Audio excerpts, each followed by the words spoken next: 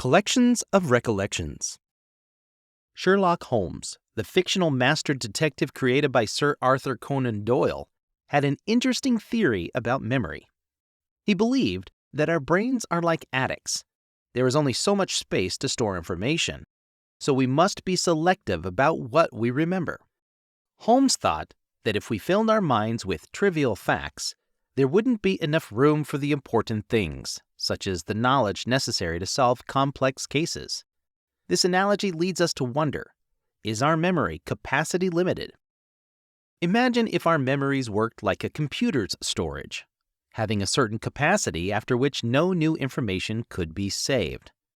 The thought is intriguing, but human memory is more complex. Our brains don't function exactly like storage devices. Instead of a single memory bank, our memories are spread across various parts of the brain.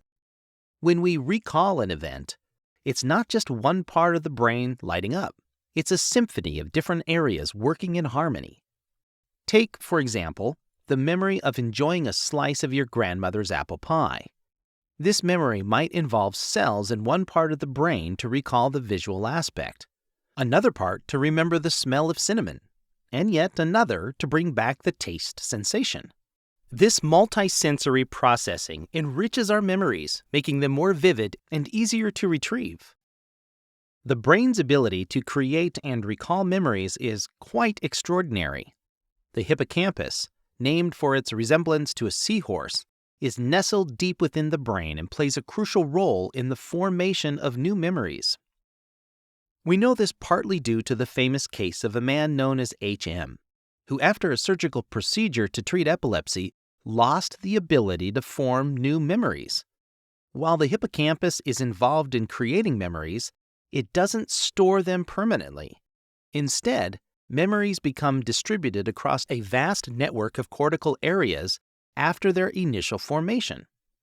These areas are connected by pathways, and it's the strength of these pathways that helps to reinforce memory, a concept known as synaptic plasticity.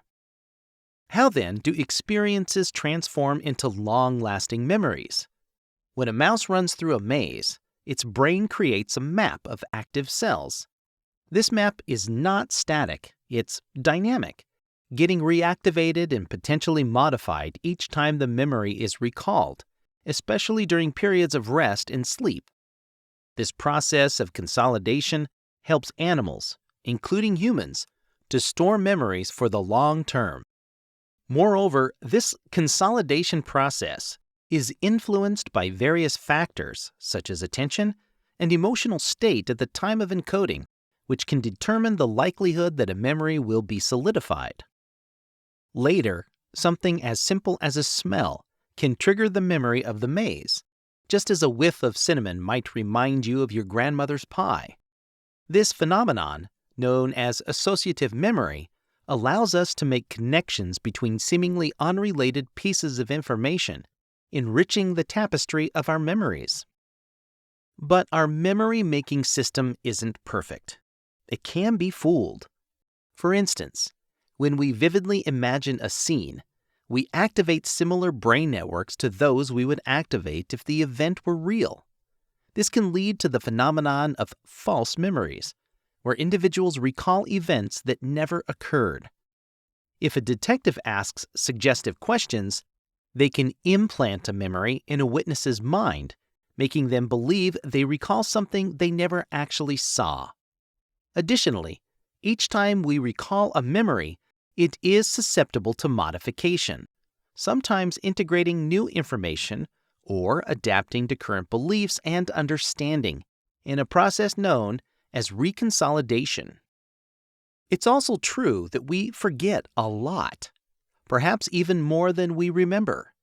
Some forgetting seems to happen automatically over time as connections between neurons weaken. This is known as passive forgetting.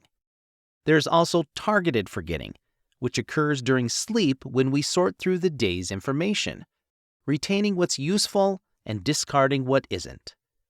Then there's motivated forgetting, where we subconsciously suppress painful or unwanted memories to protect our well-being. Forgetting is as crucial as remembering. It helps us maintain a sense of self, stay confident and optimistic, and preserve important relationships. It's one of the many sophisticated ways our brains help us navigate life. Understanding how memory works is fascinating and has significant implications. If we had unlimited memory, never forgetting a face, a name, or an experience, it might seem like a superpower. However, it could also overwhelm us with information and emotional baggage. The reality is that the delicate dance between remembering and forgetting is what enables us to focus on what truly matters in our lives.